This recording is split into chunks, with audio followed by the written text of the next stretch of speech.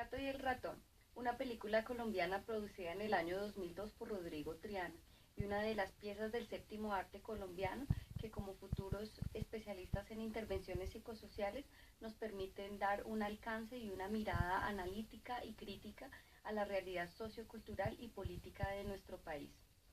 Para comenzar a hablar sobre la influencia de este tipo de contextos en la reproducción de la violencia sociopolítica del país, es necesario contextualizar en primera medida la situación en la que se encuentra esta comunidad, específicamente contextualizando toda su dinámica. Encontramos que en el contexto sociopolítico de esta comunidad obedece al desplazamiento forzado en situación de conflicto armado interno, donde un grupo de familias llegan a la ciudad de Bogotá en búsqueda de un asilo y en búsqueda de una oportunidad para reconstruir su proyecto de vida personal y familiar, encontrándose pues con todos los escenarios propios de la ciudad capitalina, como son pues las múltiples problemáticas sociales que tienen y la carencia de servicios y de condiciones que se presentan en una comunidad receptora como la ciudad de Bogotá. En cuanto a las representaciones sociales de esta comunidad, encontramos, como muy bien lo representa de manera jocosa el autor, es el consumo del alcohol como un medio de interacción entre las familias y entre los sujetos, la importancia y la presencia de la religión para el caso que ilustra la religión católica dentro de las prácticas culturales de los grupos familiares y el uso de actividades de esparcimiento como el fútbol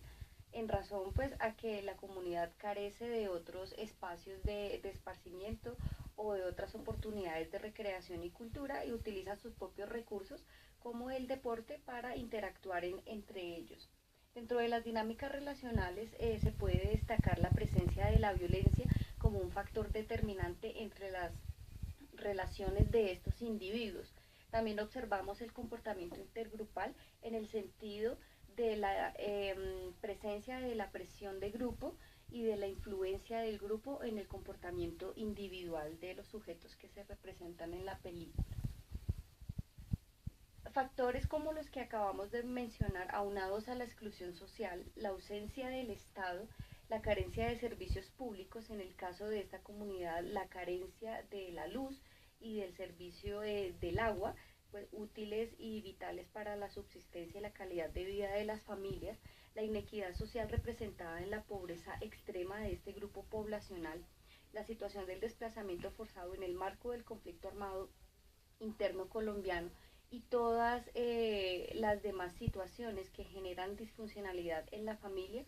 influyen en la aparición, reproducción y presencia de la violencia sociopolítica en el país. Una violencia que, recordando a Mario Blanco, es una violencia contextual que es el eje fundamental de la sociedad en Colombia, de la vida social, y que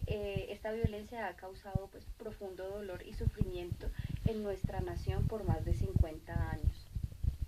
Pero ¿cómo intervenir en un tipo de contexto como el que nos describe la película?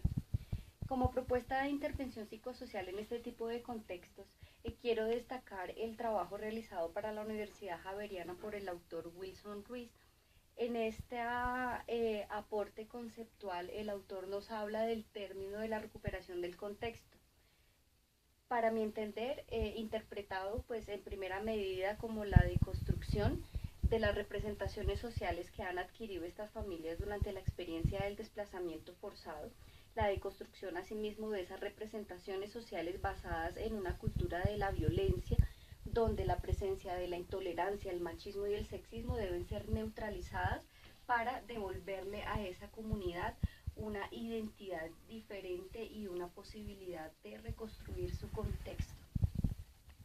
Para alcanzarlo es importante la gestión local. En esta etapa es necesario, a través del acompañamiento psicosocial, realizar un empoderamiento de la comunidad en la gestión de recursos que le brinda el Estado. Es necesario hacer visible, por medio del empoderamiento de esta misma comunidad, hacer visibles sus problemáticas y exigir la presencia del Estado con todos sus servicios. Esto se logra mediante la articulación del Sistema Nacional de Bienestar Familiar